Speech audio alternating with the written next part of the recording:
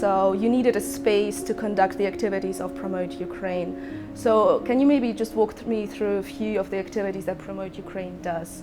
Maybe also before the war and after the war, because I can imagine they differ quite a bit. What Promote Ukraine is doing. We have been doing before the full-scale invasion conferences, events, raising awareness on what Ukrainian nation wants. Yes. And so I saw in summer, I think it was in June last year, just as an example of from what I've seen, from the very visible things that Promote Ukraine has done, you conducted a human chain in front of the European Commission. And I think you gathered so many people, way more than expected as well. And of course, it's a very impactful action to do. So from all the activities that Promote Ukraine does, what kind of impacts do you see, maybe on a Belgium level, on a European level, for example?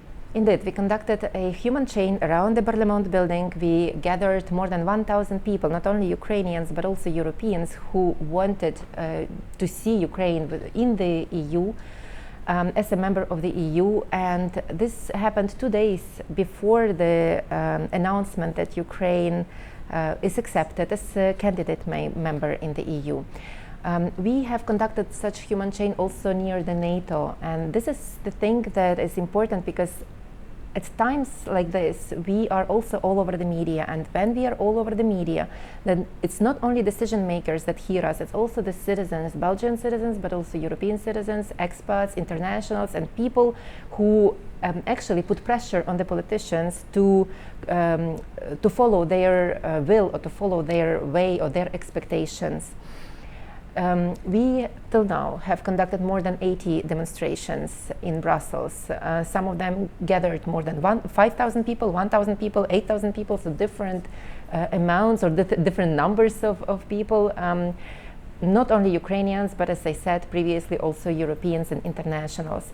Demonstrations is only one of the things that we do. We do also support for refugees. We have the whole refugee department. We have Prostir as our cultural center, where we could conduct or give opportunities for refugees to have a sense of community, to express themselves. These are all talented people who came to Belgium. These are people who lost their everything in Ukraine. They lost their families, they lost their career, and they are finding themselves here, and we are helping them to feel loved and to feel wanted and to feel seen. So this is what Prostir is doing. We also have a humanitarian aid department, and we sent a lot of aid to Ukraine.